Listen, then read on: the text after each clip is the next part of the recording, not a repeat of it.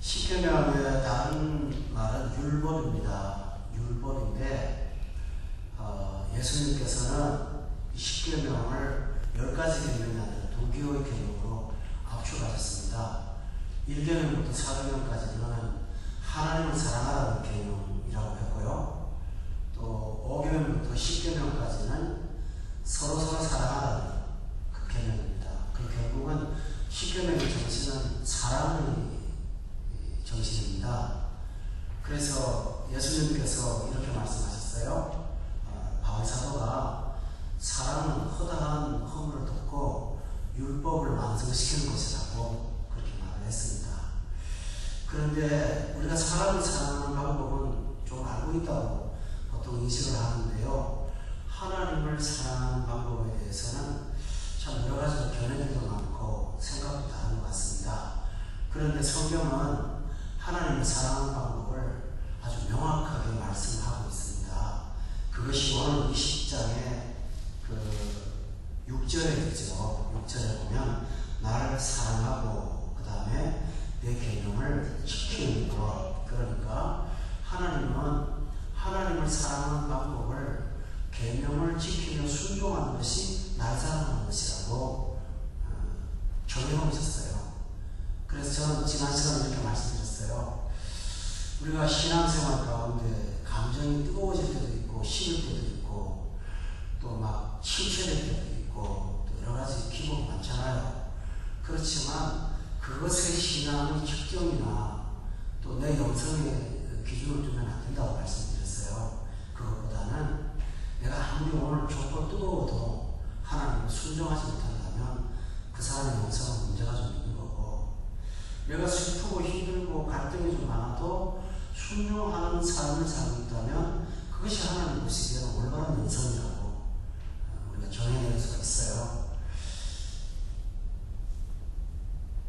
그래서 우리가 십계명을 대할 때 가장 먼저 해야 될 것은 율법을 지켜야 된다기보다는 우리가 율법을 통해서 하나님을 사랑해야겠다, 이런 마음의 결심을 할 필요가 있습니다. 그런데 하나님께서는 우리에게 요구하는 것이 또한 사랑인 사실도 알아야겠습니다. 그래서 그 요한 유시를 보면 앞에 그 교회가 7개 교회에 대한 그 소개가 나왔는데 제일 첫 번째 교회가 예배소 교회거든요. 그거 찾아보았습니다. 예배소 교회를 향하여 하나님께서 이렇게 말씀하셨어요. 계시록 2장 4절인데요. 2장 4절 말씀 거기 다 같이 한번 읽어보겠습니다. 시작. 그러나 너를 충만할 것이 있나니 너의 성사랑을 버렸느니라. 사랑을 버리는 것이 천만의 대상이 된다고 말씀을 하셨죠. 그죠? 그러니까 보통 우리가 어떤 잘못을 하면 천만의 대상이 된다고 생각을 하지요. 그런데 하나님을 사랑하는 자세가 식어질 때 하나님께서 이것은 회개할 부분이고 천만받아야 될 부분이라고 말씀하셨어요. 더 중요한 사실은 계시록 2장 5절에 보면 하나님에 대한 사랑을 잃어버리면 하나님께서 내가 내게 가서 내 촛대를 그 자리에서 옮겨버리겠다. 그 말은 하나님이 너를 쓰지 않겠다, 그런 말이에요. 그러니까 사랑이 얼마나 중요한가 하는 것을 우리가 금방 알 수가 있습니다.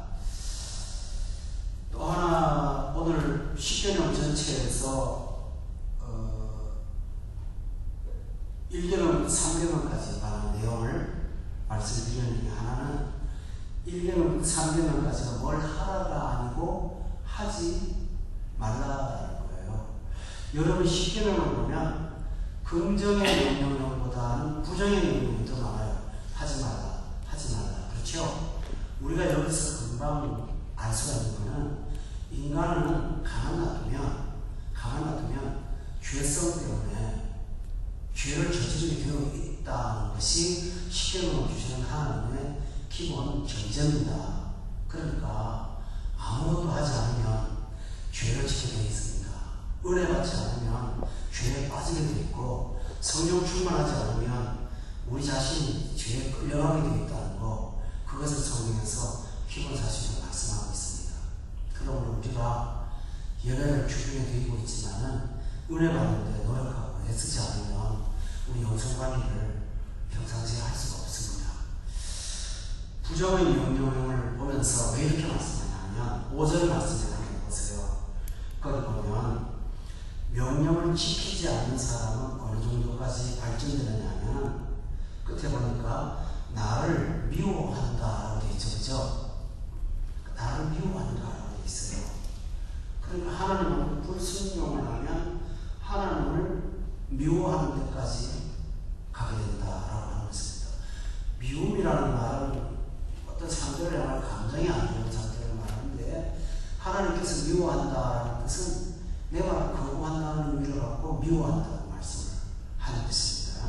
그래서 우리가 은혜 심으면 내 마음에 미움의 감정이 하나님의 대상으로 들어올 수 있다는 것입니다. 그래서 하나님과 돈독한 사랑을 유지하기 위해서도 우리는 계명을 순종하는데 노력하고 열심을 내야 될 것입니다. 또 하나 우리가 여기서 발견할 것은 하나님을 사랑하거나 미워하는 것이지 무관심한 중간지대는 없다는 것입니다. 이것이 성경의 가르침입니다. 성경은 사람을 분류할 때 양과 염소로 분류하지 중간지대의 진성을 갖다가 본 적은 없습니다. 또 빛과 어둠이지 중간에 회색지대를 말한 적도 한 번도 없습니다. 그런데 많은 사람들은 하나님을 사랑하지 않으면서도 마음이 불편하지 않습니다. 왜 그럴까요? 자기는 중도의 삶을 살고 있다고 착각합니다. 그렇지만 실제로는 하나님을 사랑하지 않으면 분명히 미워하는 것입니다. 이것이 굉장히 중요하기 때문에 여러분에게 미움의 뿌리가 박히지 않도록 항상 우리 영적으로 관리 잘하시기를 부탁드립니다. 또 하나 중요한 것은 1계명부터 3계명까지가 죄인데요. 이 죄의 대상이 사람도 아니고 물질도 아닙니다. 누굽니까? 하나님이에요. 이것을 일으켜서 하나님에 관련된 하나님을 대상으로 범죄하는 것을 영적 범죄라고 그렇게 말합니다. 그런데 여러분, 영적이라는 말은 어떤 뜻입니까? 눈에 안 보인다는 거예요. 그리고 영혼이 살아있지 않은 영적 범죄는 죄로 인식을 못합니다. 여기에 기념적인 문제가 있습니다. 여러분, 아무리 양심이 두터운 사람일지라도요, 누구의 물건을 그 주인의 허락 없이 여러분이 가지고 갔다면 마음이 안 편할 거예요. 어떤 목사님이 옛날에 그런 말 하더라고요. 자기한테 편지가 하나 왔는데요, 우표에 소인이 안 찍혔더래요.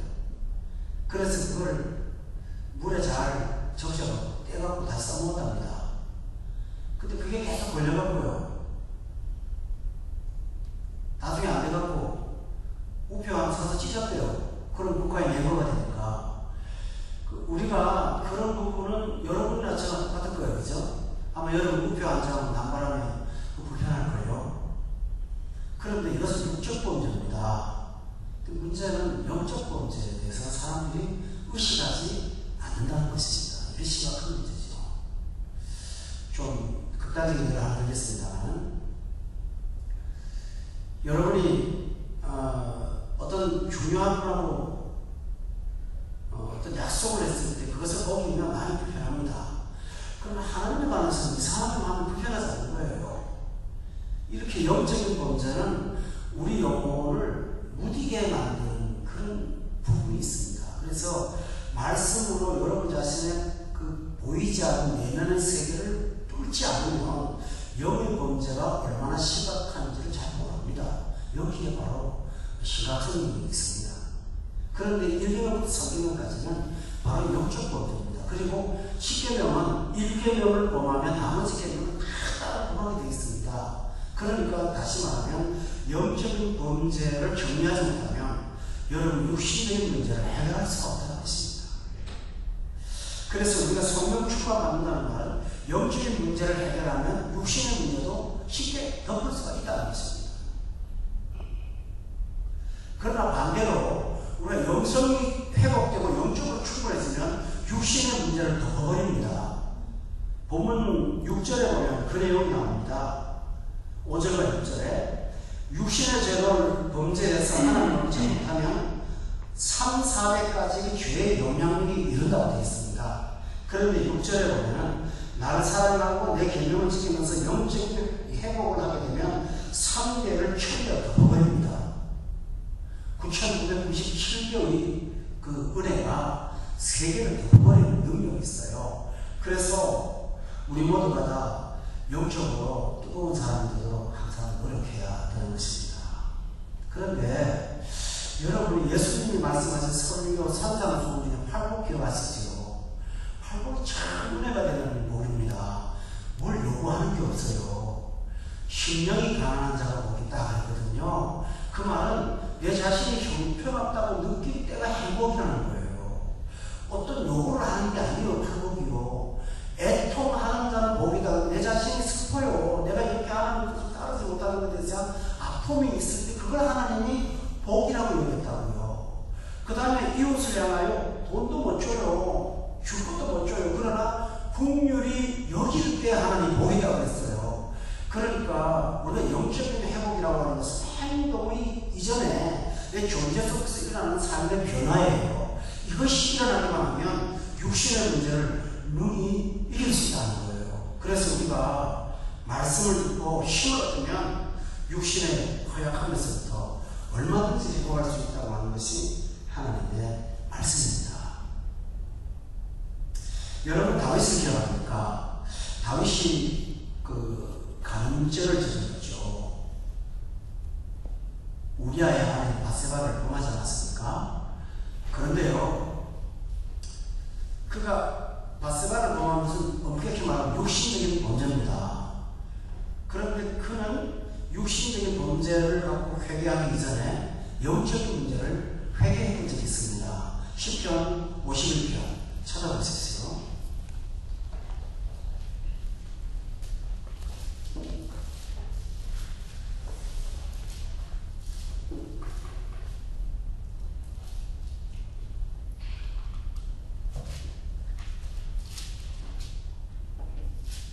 사절입니다.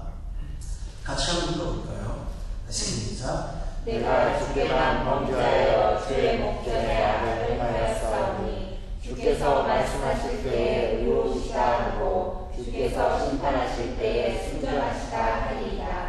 다윗이 지금 범죄를 했는데 사절에 보니까 뭐라고 하냐면 내가 주께만 뭐 했다고 했죠? 범죄했다. 이것이 바로 영적 회개입니다. 하나님의 경영을 얻었습니다. 하는 것을 마음 아파했습니다. 여러분, 세상이 요구하는 것이 반성이라는 게 있잖아요. 반성은 어떤 사안에 관한 잘못을 생각하는 거죠. 그런데 다윗은 우리아의 아내를 범한 엄청난 범죄를 저질렀는데 이 범죄의 행위를 회개를 확대했어요. 하나님 앞에 범죄한 걸로. 그리고 그는 마음 아파했어요. 그리고 그는 범죄를 하면 영적인 문제가 치명타가 된다는 사실을 알고 있어요. 그래서 12절 말씀인데요. 다 잘 읽어볼까요? 시작. 주의 구원의 주를 내게 보시고 자원의 신령을 주사 나를 끌어가고 구원의 즐거움이 사라지더라는 거죠. 그래서 그는 영적인 문제에 대해서 하나님 앞에 회개했죠. 여러분, 이 사실을 조금 더 우리가 좀 확대해서 살펴보겠습니다. 마태복음 10장의 28절을 우리 한번 살펴보도록 하겠습니다. 마태복음 10장 28절입니다. 여기 보면 같이 한번 읽어볼까요? 시작. 몸은 죽어도 영혼은 죽이지 못하는 자를 두려워하지 말고 오직 몸과 영혼을 지옥에 들어갈 수 있는 일을 두려워하라 하였습니다. 여러분, 영적인 범죄를 깨닫는 자는 하나님이 어떤 분인가를 인식합니다. 28절에 보세요. 몸도 영혼도 지옥에 던져서 내가실 수 있는 그분을 두려워하라고 했습니다. 여러분, 여기서 중요한 사실은 내가 이 사실을 살면 사업이 실패하고 그걸 두려워한 것이 아니라 몸과 영혼이 지옥에서 멸망받을 수 있다는 것을 여러분이 두려워하십시오 라고 했습니다.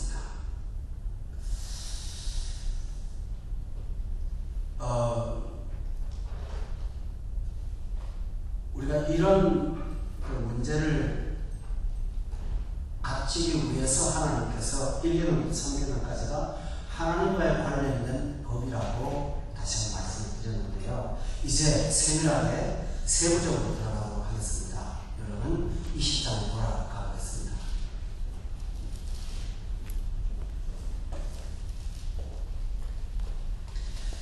1계명을 우선 좀 읽고 2계명을 비교하겠습니다. 1계명은 3절입니다. 시작. 나의 신들을 내게 주시라.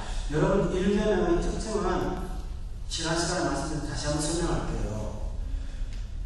나하고 외에 다른 신이라고 했죠. 그러니까 하나님을 제외하고 다른 신이 아니라 하나님과 다른 신을 겸하여 섬기는 혼합주의라고 말씀드렸죠. 이게 1계명이에요.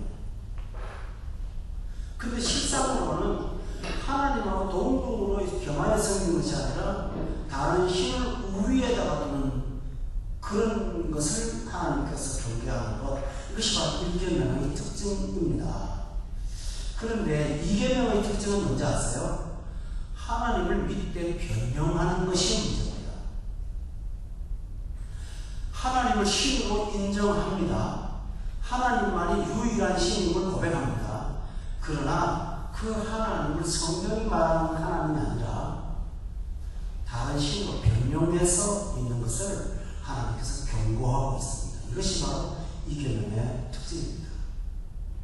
여러분 2계명은 첫째로 우리 죄의 본성 때문에 일어날 수가 있습니다. 왜 그럴까요?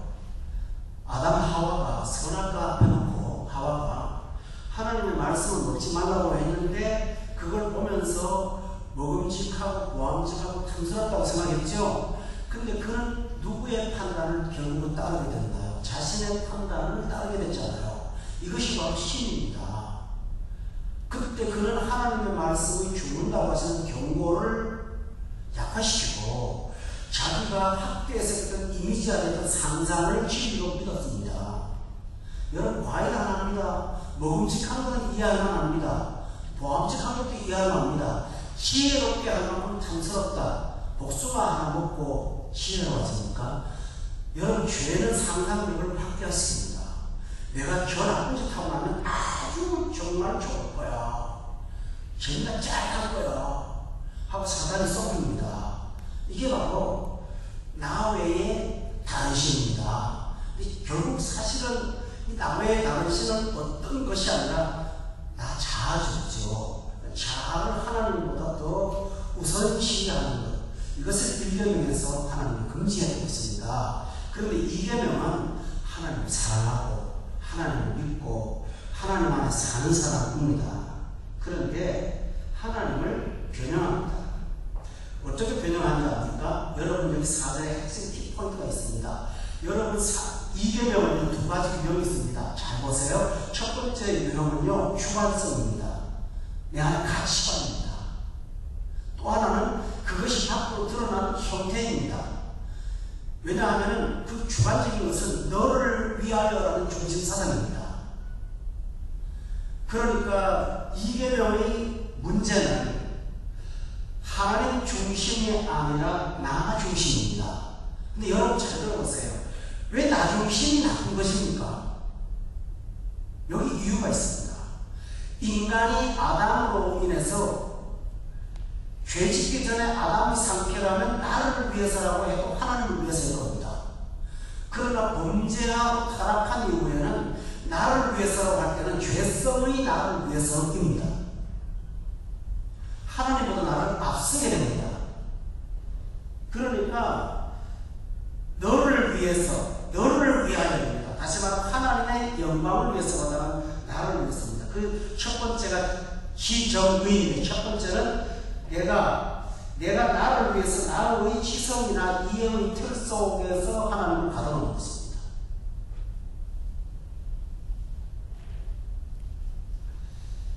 내 지성이 기준이고요. 내 이데올로기가 기준입니다. 내 신념이 기준입니다. 내 주장이 기준입니다. 근데 그 기준이 나쁘지 않다고 생각하는 겁니다. 하나님의 진리에 의해 검증되는 것보다는 내가 생각하는 그 방향을 주장하는 것입니다. 잘 들어주시면 이게 굉장히 문제가 됩니다. 그게 왜 나쁠까? 여러분 기억하세요? 오늘 오전 사전에 보면 너를 위하여라고 그랬죠, 그죠? 근데 너는 여기서 개인적인 1인칭입니다. 1인칭이니까 내가 신령으로 주장하는 내 신이 있고 B라는 사람이 신이 있고 C라는 사람이 신이 있지 않습니까? 그러면 A, B, C가 모였을 때 내가 주장하는 신령과 이 사람의 신령을 옳다고 수용하는 것이 아니라 내 신, 교신이 충돌하는 거예요. 그러니까 설령 내가 갖고 있는 주장이 옳다고 하더라도 우리는 갈등 구조를 스스로 만들어내는 삽니다. 불행을 안고 삽니다. 행복을 깨뜨리는 것입니다. 이것이 바로 문제죠. 그래서 그 신학자 중에 대신학자인 토마스 아퀴나스라는 사람이 1273년에 죽었는데요. 그가 죽기 하루 전 12월 6일 날 신학 대전에는 큰 글을 썼는데 그 하는 말을 내가 쓴 모든 것들은 지푸라기 같다는 사실을 알게 됐다. 오늘 밤 내가 천당에 불려간다면 내가 쓴 글이 과연 하나님 앞에 한 조각이라도 도움이 될까? 자신이 없다. 라고 그는 그렇게 말했습니다. 정직한 고백이라고 생각을 합니다.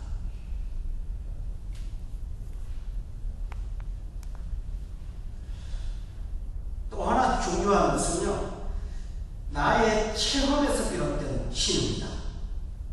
성경이 말하는 객관보다는 내가 경험했던 어떤 경험, 체험을 신격화시키는 것입니다. 대부분 이런 경우는 특별한 형태의 예배나 고조된 감정, 그 다음에 내가 선호하는 어떤 음악, 내가 선호하는 예배의 형식들과 스타일, 여기에서 하나님을 영성을 경험하고 나서 좋은데, 경험하면 좋은데 그것만이 하나님이라고 주장하기 시작합니다. 제가 최근에 얼마 전에 신비주의 경향에 빠진 목회자와 장시간 토론을 했습니다. 그리고는 관계까지 끊어졌습니다. 토론의 주제는 뭐냐면 나는 성경 안에 모든 것이 있다고, 그분은 성경은 하나의 수단일 뿐이라고 했습니다. 난 도저히 받아들일 수가 없었습니다. 그러면서 정말 나는 마음이 너무 아팠습니다. 저 목회자 밑에 자라는 사람들은 어떻게 되는 겁니까? 내가 그래서 그랬습니다. 예수님의 충족성을 믿지 않습니까? 성경이 충족하다는 사실을 믿지 않습니까? 말을 안 해요. 여러분은 믿으세요? 성경은 완전합니다. 아멘. 이 완전하다는 말은 실력, 오류가 없다는 뜻도 있지만 우리의 구원과 우리 삶에 완전 충족할 수 있는 유일한 도구라는 것을 믿습니다. 저 도구라는 말도 한번 쓰고 싶지 않아요. 말씀 자체가 하나님이잖아요. 그런데 그분은 그렇게 생각하지 않습니다. 근데 마지막에 돌아서는데 울더라고요. 왜 우냐고 그랬더니 내가 불쌍하대요. 성경에 갇혀있다는 거죠. 저는 생각했어요.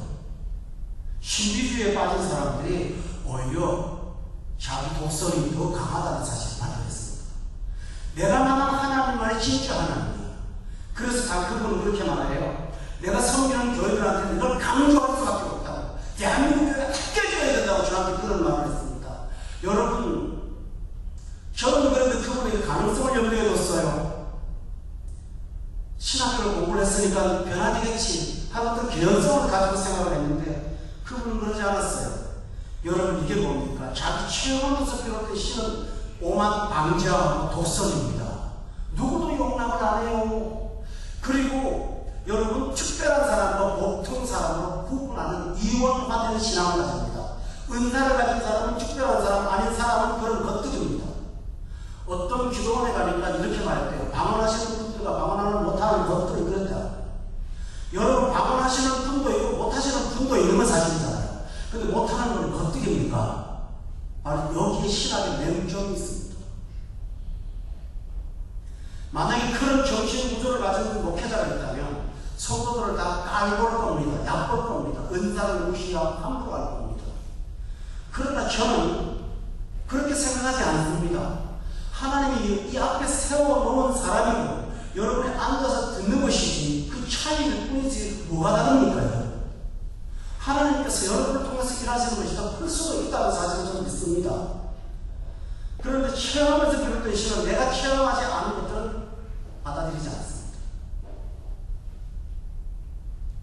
그래서 이것이 바로 하나님을 자신이 만드는 이계명을 범하는 아주 무서운 사실입니다. 근데 여기에 모순이 있습니다. 신비주의 자기 주장에 강한 사람, 그 주장이 언젠가는 모순과 부딪히게 되어 있습니다. 그렇지 않을까요? 하나님이 하시면 무조건 다 된다고 생각하는 성공주의 신학을 가진 사람이 안 되는 게 어떡합니까? 두 가지입니다. 하나는 하나님이 없다고 부정합니다. 또 하나는 뭐냐면 방법이 잘못되었다고 생각하면서 또다시 다른 방법을 씁니다. 끝없이 오해에 빠집니다. 또 세 번째로는 하나님을 만드는, 우상화시키는 것은 나의 목적에서 비롯된 신입니다. 하나님을 이용하는 것입니다. 안락과 성공을 위해서 하나님은 하나의 수단화되어 가는 것입니다.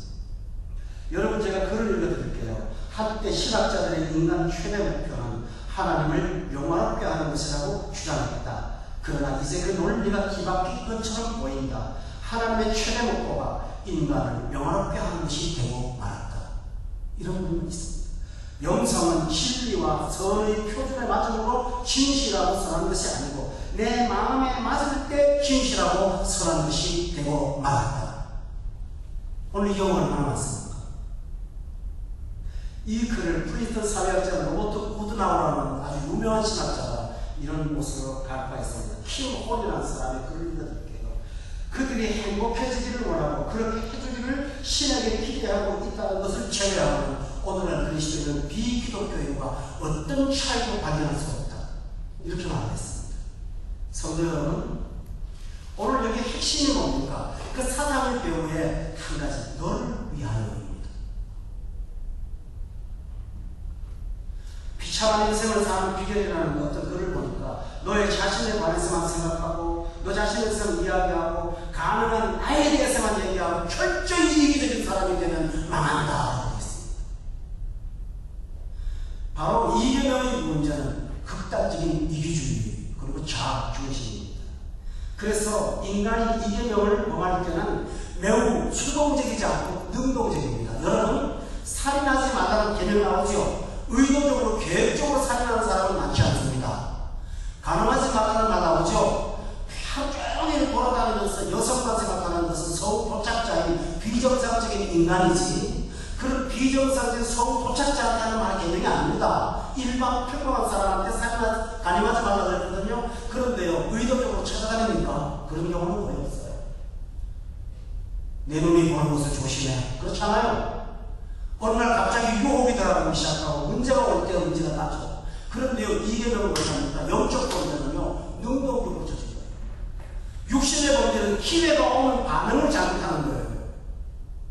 그러나 영적인 문제는요, 내가 주도를 해요. 나 외에 다른 신을 두고 있다고 해요. 여러분이 히브리어를 잘 모르시는데 저도 잘 모릅니다만 사전을 찾았어요. 그럴 때 나 외에 다른 신을 둔다는 말이 적극적인 활동을 쓰는 최고의 문법을 쓰고 있어요. 의도적으로 만들어요. 이계명도 맞습니다. 그래서 오늘 이계명에서 강조하는 말이 뭔지 압니까? 본문 4절에 보면요, 두 개가 나와요. 만들지 말라는 말이 있어요. 그 말이 뭘까요? 만든다는 거예요. 만들어요. 너를 위하여 새긴 우상을 만들지도 말고, 끝에도 보니까 뭐라고 그랬나요? 만든다고요. 없으니까 만든다고요. 있는 거 받아들이는 것이 아니라 만들어낸다고요. 이것이 바로 인간이 이계명을 범하는 문제입니다. 어떤 사람들은 어느 교회에서도 가르쳐주는 자기만의 하나님을 만들어가지 못하는 사람들이 많이 있어요. 여러분, 며칠 전에 문선명 죽었죠. 지옥에 한 방에 막혔죠. 얼마나 많은 사람들을 병들게 하고, 적어도 그 사람이 죽은 다음에 열매를 보면 그 사람이 어떤 존재인지를 금방 압니다. 여러분, 뭐 인터넷 보니까 그 사람의 재산, 남긴 재산이 교를 초월하는데 상상을 초월한다는 말이 있거든요. 맞아요. 경건하게 살았다면 그렇게 돈을 남길 수 없지 않습니까? 뭐 그게 뭐 여러 가지가 있겠지만요. 결국은 자기가 만들어서 문선명 종교 만든 거예요. 본명도 아니에요, 문선명이. 평양에 있는 사람이거든요. 이것처럼 사람은 신을 만듭니다. 여러분, 여러분이 선호하는 어떤 것을 신격화시키는 만드는 거예요. 근데 만든 거에 문제가 있습니다. 그 만든 신에 하나님의 거룩이 보일까요? 안 보이죠. 하나님의 초월성이 보일까요? 안 보이죠. 하나님의 전능하고 전리하심이 보일까요? 안 보여요. 하나님의 무소부재하심이 보일까요? 하나님의 천지에 충만하실 때 만든 신은 어떤 영역에 고정되어 있잖아요. 어디 가든 만날 수 있는 하나님이 아니에요. 그거 하나님이 아니죠. 하나님의 공의가 보일까요? 하나님의 사랑이 보일까요? 하나님의 자비가 보일까요? 하나님의 긍휼이 보일까요? 보이지 않아요. 안 보여요. 그래서 인간이 만드는 신은 결국은 인간을 파멸시켜요. 두 번째로, 여러분 본문에 보세요. 본문 4절에 보면 인간은 우상을 만들 때 단순하지 않아요. 위로는, 또 밑에는, 아래로는, 물 속에는 이렇게 말하죠. 하여간 모든 영역에서 형상을 찾아요. 이것이 우상의 특징이에요. 그래서 우상 숭배를 하는 사람들의 특징은 신이 많아요. 신이 복잡하고 다양해요. 만신이라고 하는 거예요. 만신. 그렇죠? 굉장히 많아요. 신이 얼마나 많은지 몰라요. 전부 다 자기가 신이에요. 그러니까 신들끼리 모여가지고 싸울 수밖에 해요. 부부가 결혼할 때 처음에는 좋아요. 그러나 시간이 지나가면 신들끼리 부딪히는 거예요. 부부 사이에. 근데 좋아하는 사는 사람은 어떤 건지 압니까? 죄송한 말이지만 대부분 그렇습니다. 부딪히니까 문제가 되잖아요. 참는 거예요. 참다가 덕스러워지면 포기하는 거예요. 그러고 살아요. 그러니까 기쁨을 상실하고 사는 거예요. 휴전선을 딱 두고 고설까지 가서 안 건드리는 거예요. 그러고 살아요. 신이 다가오거든요. 신이. 예수를 믿으면 그 신이 깨져요. 남편 속에 있는 신, 아내의 신이 깨지니까 주를 중심으로 부부가 진정 사랑할 수가 있어요. 내가 신이 아니잖아요. 그러나 예수가 중심에 없고 설리는 사람들은 신이 있어요. 그러니까 결혼 생활을 같이 하면서도 외로워요. 적과의 동심이라는 말도 세상에서 만든 것은 하나님 만든 말 아닙니다. 고독해요. 충돌을 해요. 항상 갈등 구조에 있어요. 서로를 믿지 않아요.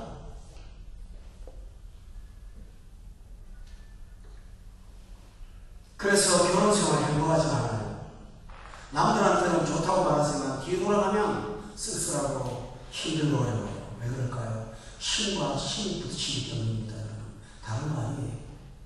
예수를 만날 때 부부가 주님을 향하여 같이 물어보기 시작하면 달라집니다. 그러나 그들의 신을 추적하기 시작하면 여러분은 행복하지 않습니다. 행복을 가져가지 마세요. 여러분이 불행하지만 겉으로는 아닌 척할 필요가 없지 않습니까? 다 보입니다. 뭐. 그렇게 한 사람도 있다. 본문에 보세요. 여기 3절에 보면 신은 복수예요. 너 나 외에는 다른 신들을 내게 두지 말라고 했죠. 그 신을 두면 신이 다양해요. 신이 자꾸 바뀌는 거예요. 또 하나는 뭡니까? 이 우상으로 만든 신은 한 가지 특징이 있습니다. 요구가 없어요. 요구가. 그 신이 요구하지 않죠. 나무로 만든 신 앞에 갔을 때 그 신이 똑바로 살아라, 아내를 사랑해라, 남편을 존중해라 그러면 합니까? 하지 않아요. 요구가 없는 신입니다. 그런데 인간이 여기 중요한 게 있습니다. 신앙생활하면서 교회에서 주는 은혜는 좋아요. 그러나 요구가 되기 시작하면 부담되고 힘들고 그 요구 앞에서 굉장히 힘들어합니다. 왜 그럴까요? 여러분이 하나님을 우상으로 만들었잖아요. 요구 없는 하나님을 찾아갑니다. 부담스럽지도 않고 편리한 거예요. 우리 인간의 욕망을 추구할 수 있는 것 만나는 것 같다면 괜찮은 거예요. 그러니까 그들은 하나님을, 신성이신 하나님을 피조물의 세계로 격화시킨 거예요. 그럼 여러분 잘 보세요. 하늘에 있는 것이나 땅에 있는 것이나 땅 아래 물속에 있는 것을 갖고 만들었다면 여러분 성경은 이렇게 말하죠. 하나님은 우리를 이 천지 만물보다 조금 하나님보다 조금 못하게 만드시고 이 세상 만물을 지배하고 다스리게 했는데 뭡니까? 지배를 해야 될 다스려야 될 대상을 신격화시켜놓고 그 밑에 끌려다니는 것입니다. 이것이 바로 제2계명의 문제입니다. 동물화 들어가는 것입니다. 힘성이 들어가는 것입니다.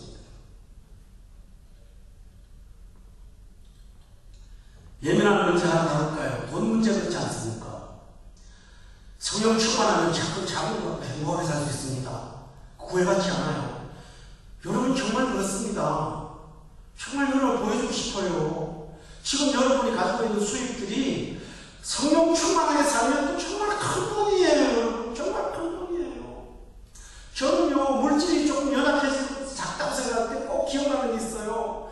저기 한경북도 부산 앞에 가면 그저 중국 교회가 있는데요. 중국 헌덕교회가 있는데 그 전사님한테 신방을 찾아갔어요. 제가 신학 강의하러 갔다가 신학생인데 방이 한경북도 북한식 방이라서 방 안에 그 화장실도 있고 그 다음에 주방도 있고 다 있어요. 그냥 한꺼번에 한 방이 방 한 칸에. 그런데요, 서재가 없어요. 책이 없죠. 그러니까 성경책하고 어떤 목사님 설교지니까 딱 두 권 그게 다예요. 그리고요, 저 운목에 옥수수 자루 하나고 고구마 자루하고 그리고 한 달에 교회에서 주는 사례비가 5만 원인데요. 그거를 다 쓸 수가 없대요. 그 앞에 딱 보니까 10m 정도 되는 또랑물 그 도망강인데요. 그 앞에 죽어서 굶어 죽어서 공동묘지 썰어서 시체들이 아주 넓게 하는 제가 봤어요. 그 앞에서 죽어가는 사람들을 보면서 5만 원을 타는 사람이 옥수수를 배불리 못 먹는 거예요. 그러니까 그 교육이 뭘 하지 않습니까? 밤에 현교회 장로님하고 권사님이요, 강물 중간까지 가는 거예요. 그걸 들고 가서 그 북한 군인한테 나 봤어요. 거기서 군인한테 당신 요만큼 먹으라고 하면서 요거 누구를 갖다 주라고 주워 적어주면서 그 일을 하면서 그들은 섬기더라고요. 여러분, 그래도 그들은 풍성하더라고요. 텃밭에다가 고추 심어놓고 가지 심어놓고 따먹으면서 우리 이걸로 만족해요 하고 사더라고요. 여러분, 물질의 노예가 되면 여러분을 지배하기 시작하면 불행해집니다. 아멘? 아니면 행복할 수 있어요. 여러분 여유가 있어요. 얼마든지 살 수 있어요. 저는 극한적인 삶을 많이 살아봤기 때문에 우리 교회 성도들이 비천하지 않다고 나는 확신합니다. 얼마든지 살 수 있어요.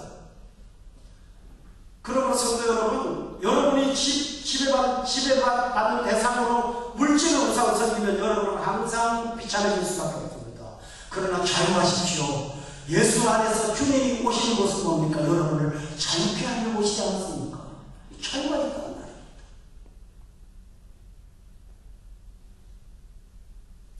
저는 요번에 설교를 인터넷을 봤더니 그 어디입니까? 나중입니까? 어디입니까? 그 성폭행 사건 난 거. 엄마가 새벽 1시에 게임하러 가가지고 38살을 하대요.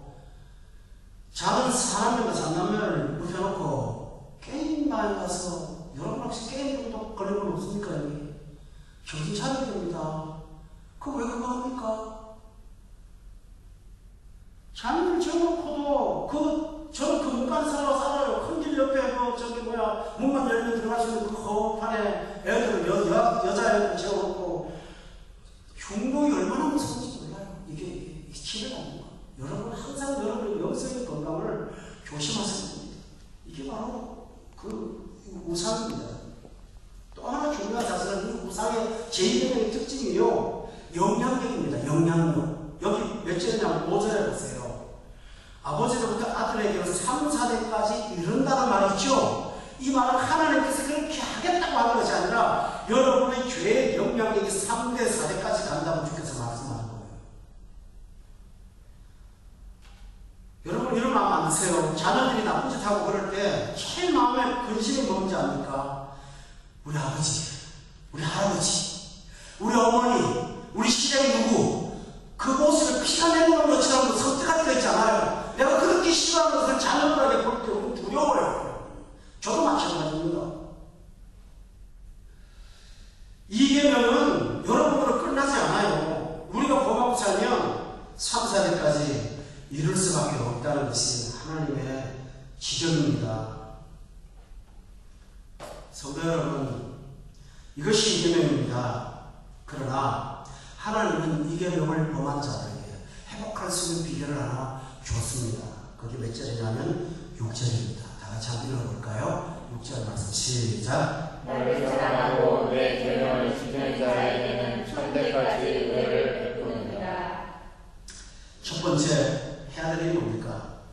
여러분 나를 사랑하라고 했죠? 하나님을 사랑하십시오. 하나님을 사랑하는 거, 요한 1서 5장 3절을 보면 이렇게 권면하고 있습니다. 요한 1서 5장 3절에 보세요.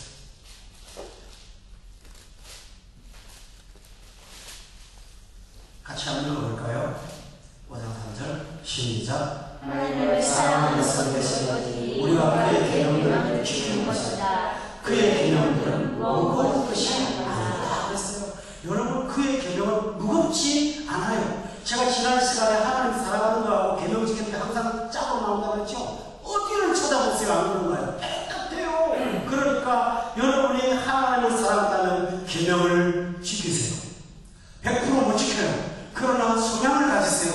최선을 다하세요. 그런데 성경은 이렇게 말합니다. 계명 지키는 건 무겁지 않다고요. 왠지 압니까? 나는 마음만 먹고요. 하나님 하도록 만들어요. 이게 계명 지키는 방법입니다. 왜 그럴까요? 로마서 8장을 보면 그 사실이 나옵니다. 로마서 8장 찾아보세요.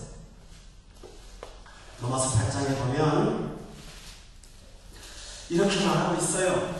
3절에 있는 말씀, 4절 말씀 다 같이 읽어볼까요? 시작. 율법이 육신으로 말미암아 연약하여 할 수 없는 그것을 하나님은 하시나니 곧 죄로 말미암아 자기 아들을 죄 있는 육신의 모양으로 보내어 육신의 죄를 정하사 육신을 따르지 않고 그 영을 따라 행하는 이에게 율법의 영과 이루어지게 하여 하십니다. 여러분 여기 보세요. 영을 따르면 4절에 보니까 율법의 요구를 어떻게 한다고요? 이루어지게 하신다고 분명히 말씀하셨죠. 그렇죠? 영을 따르면 율법의 요구를 이루어지게 하신다. 그 일을 이루시는 주체가 누굽니까? 하나님이에요. 하나님이 이렇게 율법의 요구를 이루어지도록 만들기 때문에 그의 계명은 절대로 무거운 게 아닙니다. 왜 무겁지 않은가 또 하나 있습니다. 그 계명은 보상이 있어요, 여러분. 여기 20장 출애굽기 6절에 다시 돌아갔어요. 보상이 있어요. 율법의 요구를 따라 이행할 수만 있는 뿐만 아니라 이 율법이 무겁지 않은 것은 6절에 보세요. 천대까지 뭡니까? 은혜가 베풀어지는 거예요. 그러니까 여러분이 하나님의 말씀대로 살아가요. 그러면 정말 저는 요즘에 목회를 했던 초기에 1980년대 초기에는요. 그때하고 지금은 다른 게 하나 있어요. 제가 느껴요. 뭐냐면요. 그때는 뭐 선한 일을 해도 시간이 걸려서 응답이 오는데 요새는요. 선한 일은 악한 일은 즉각적으로 응답이 와요. 현찰이에요. 이게 마지막 때의 모습이 아닌가 그런 생각을 해요. 이 30년 동안에 이렇게 세월이 바뀔 수가 있는지 모르겠어요. 하나님 앞에 조금만 잘못해도 그게 1년도 2년도 못 가더라고요. 죄송합니다. 제가 이런 극단적인 말을 써서. 바람에 나는 겨와 같은 사람들 망해요. 금방 망해요. 뭔 바람 안 와요. 뭐 이기지 못해요. 여기 보세요. 여기 두바이 보시라고요. 열리도 사지만 다쳐갖고요. 여기 들어먹고 가는 사람이 한둘입니까, 여러분? 나 지금까지 와가지고요. 주머니 두둑이 챙겨서 가는 사람은 못 봤어요. 여러분 공감하잖아요. 그럼 그들의 삶이 꼭 뭐 때문에 잘못됐다 그렇게 말을 함부로 못하겠어요. 그렇지만 분명한 것은 성실하지 못했던 건 사실이잖아요. 또 뭐라고요? 경험을 옆에 두고도 여러분은 무시합니까? 계명을 지키세요. 하나님께서 반드시 그 계명에 상응하는 1000배의 복을 여러분에게 지금 당장이라도 주실 줄로 저는 믿습니다. 목돈 물어보면 11점 못하고 절정 내고 하는 거 여러분 반드시 보세요. 그냥 넘어가지 않습니다. 여러분. 제가 겁주려고 하는 거 아니라고요. 여러분의 생이 복받기를 저는 바라요. 물질로 좀 축복받기를 바란다. 사우디 있을 때 참 제가 그분 그렇게 믿음이 좋은 건 아니었어요. 그렇지만 하나는 있더라고요. 돈 벌 줄 아는 사람이에요. 누구한테 잘해야 되는 줄 아는 사람이에요. 구역 예배를 드리는데 예배 드리러 왔는데요. 그러더라고요. 그때는 감시 시스템이 좋지 못하니까 해원에서 가는 분인데 컨테이너 몇 개 빼놓는 건 일도 아니라고요. 자기가 앉는 1시간당 보통 300만 원 정도 나가는데요. 그래서 구역 예배 드리고 나면 그때는 거의 한 4시간씩 가는데 한 1,100만 원씩 날아가는 거예요. 실제로 그랬어요. 그런데 그게 문제가 아닌 거예요. 내가 여기 있어야 된다는 거예요. 나는 여기 예배 드리지 못하면 불안해서 못 견디는다는 거예요. 그분이 그러더군요. 자기가 화물을 맡은 것이 배가 한국에서 이 수에즈 운하를 넘어가지고요. 홍해 운하 넘어가지고 건너가는데 몇 번의 고비가 있답니다. 저기 저 소말리아도 문제고요. 또 동남아시아의 말레이시아 있는 쪽에도 해적들이 많고요. 또 요르단 쪽에 오면 애물을 실어가고 총이나 이런 것들을 불법으로 무기를 실는 사람이 있어가지고 이 사람이 피를 날려 밤에 잠을 못 자서 기도해달라 그러고 공황경세까지 나왔던 사람입니다. 그러니까 자기 영혼이 하나님 앞에 은혜 받지 못하면 살 수 없다는 것을 고백했는데 신기하죠. 하나님께서 그 가족이 저한테 와서 무섭다고 자꾸 그래요. 왜 무섭냐고. 밤에 잠을 못 자고 저 길과 홍해 가로 돌아다닌다고 해서 당신 왜 무섭냐고 그랬더니요. 하루에 들어오는 물질이 얼마나 많은지 나 도대체 무서워서 못겠는 왜 이렇게 못겠다. 그래서 하나님 앞에 드리는 것도 부족해갖고 기름종이에 싼 돈을 두둑이 갖고 와서 제게 준 것이 아니라 남편이 오는 어떤 집사님한테 은밀히 갖다 주기를 바랬고 결임자 목사님에게 또 어떤 목사님에게 저를 보양을 시켜서 상당히 많은 일들을 했습니다. 성도 여러분, 저는 그분의 한 예를 드리는 이유가 그가 가진 결과가 있거든요. 지금 유저지사 잘 살고 있습니다. 엠파이어 스테이트 빌딩 옆에 아발론 호텔이라고 좋은 호텔을 갖고 있는데 그 사람은 그렇게 똑똑한 사람도 아니에요. 그러나 하나님 앞에 할 줄 아는 사람입니다. 그것이 그 가정을 복되게 하는 것을 저는 봤어요. 저는 우리 성도들이 이 복이 있기를 예수님으로 축원합니다. 순종을 하고 기다려보세요. 하나님께서 하는 거 아닌가? 하나님은 어떤 분이에요? 제가 마음 아픈 것은요, 여러분이 속을 어떻게 사는지 몰라도 겉으로는 제가 보기엔 제가 눈치가 없었는데 나보다도 못 사는 것 같아서 제가 마음 아파서 그런 거예요. 나는 행복한데 여러분이 나보다 못 살아. 참 마음 아프니까. 그건 아니잖아요. 그저께가 미국에 전화 왔어요. 자기 남편하고 자기가 한 달에 한 4,500불 정도 되는데 그 월급이 작다고 비참하다고 우는 거예요. 밤에 잠을 못 자고 새벽 2시에 나한테 우리 집에 전화해가지고요. 월급이 이거 갖고 못 살겠다고 나한테 어쩌라는 말인지 난 모르겠어요. 너무 마음 아파요. 너무 아파. 그게 작은 겁니까? 동네에 사는데. 아주 큰 돈이에요 그거. 그런데 여러분 이러고 살지 않습니까? 여러분 하나님을 사랑하십시오. 하나님을 사랑하면 개념을 지키면 주께서 여러분에게 반드시 천대의 보상을 주실 줄로 믿습니다. 한번 경험하시라고요. 그래서 여러분이 오늘 이 말씀을 듣고요. 3, 4대의 저주의 영향력인 이 죄의 영향을 끌어버리세요. 그리고 여러분의 가정에 절대로 침투하지 못하도록 만드세요. 그리고 하나님의 천대의 은혜가 여러분의 가문에 지배하도록 구조를 만드세요. 그리고 거기에 순종하세요. 하나님이 여러분을 축복해 주실 줄로 믿습니다. 저는 사실은 서가대 지휘자로 해서 은밀히 기도했어요. 그런데 사람을 다 겪어보지는 못했지만 목회자로서 그런 직감도 있잖아요. 몇 번 대화를 하는 가운데 참 전임자다 생각하고 이번 주에 임명하는 분이 한 분 있어요. 지난주에 오신 분인데 뭐 여러 가지로 대화도 좀 해보고 좀 그랬어요. 그러나 때에 맞춰서 하나님이 입당 연기고 나니까 또 뒤되니까 하나님이 필요한 사람들도 보내주고 저는 우리 교회가 될 줄을 믿어요. 크게 될 거예요. 하나님께서 예배당을 줘서 아주 예배당 예쁘다고 하고 좋다고 하고 하는데 이게 얼마나 은혜입니까? 우리가 지금까지 우리 교회 돌아보세요.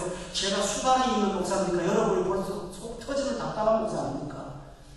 여러분이 수단을 그랬습니까? 우리는 나가라 그러면 쫓겨나고 달라 그러면 맡겨놓고 그렇지 않았어요. 한 번도 능동적으로 해본 적이 없어요. 그러나 하나님은 정치적도에 필요한 것을 꼭꼭 주셔서 축복하시는 것을 보세요. 이것이 하나님이 하는 일이 아닙니까? 저는 그때마다 하나님이 내가 목사를 나가니까 복 주시기가 아니라 두바이 사람들을 지상에 세우시는 하나님의 목적이 너무 분명하기 때문에 두려워요. 이게 무서워요. 하나님이 재림하시는 그날까지 우리 교회를 사용하실 것이라는 확신이 있지 않습니까? 여러분 이성대에 왔는데 누가 줍니까 이제? 누가 나가라 합니까? 여기는 없습니다. 주님 오시는 날까지 이 땅에서 우리 교회는 있을 겁니다. 여러분이 아름다운 곳에서 하나님 앞에 영광 드릴 수 있도록 우리 모두가 순종하게 주지 않았습니까? 여러분의 얼굴에 이 성령이 주는 희열이 넘치기를 바랍니다. 그리고 주님이 주는 천대의 은혜가 여러분의 가정에 많이 있기를 바랍니다. 그래서 우리 교회 입구에 저 사람들 뭐 때문에 저렇게 희낙낙하나 그 얼굴 때문에 주께로 돌아오는 자가 많아지기를 예수의